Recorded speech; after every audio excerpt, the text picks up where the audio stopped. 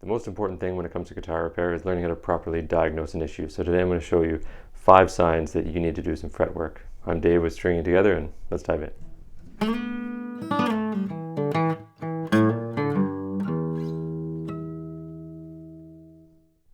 Number 1, a dead fret.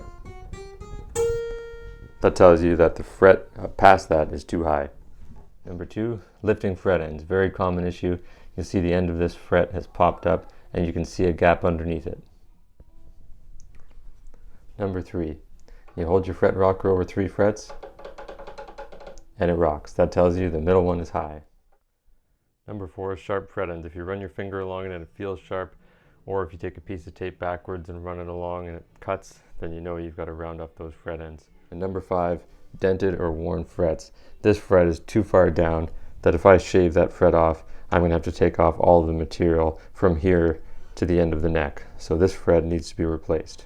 So I've been on YouTube coming up for about a year now, and I've been trying to figure out how to teach guitar repair to those who have little to no experience, or just guitar players who want to learn how to fix their own instruments.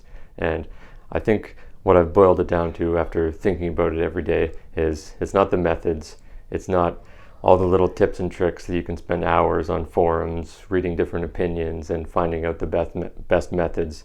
What it really comes down to is knowing how to properly diagnose an issue and knowing how to cover up your mistakes, because you will make mistakes. So what I decided to do was put on a live webinar where I'm going to give you a bird's eye view of what things that I look at when a guitar comes into my shop with any kind of issue. So that's going to be May 28th. I'm going to host a live webinar. I'll put a link in the description below and you can sign up. Now, if you're watching this in the future, there will be a link for the replay in there once I get it up. So hope to see you there, Wednesday, May 28th.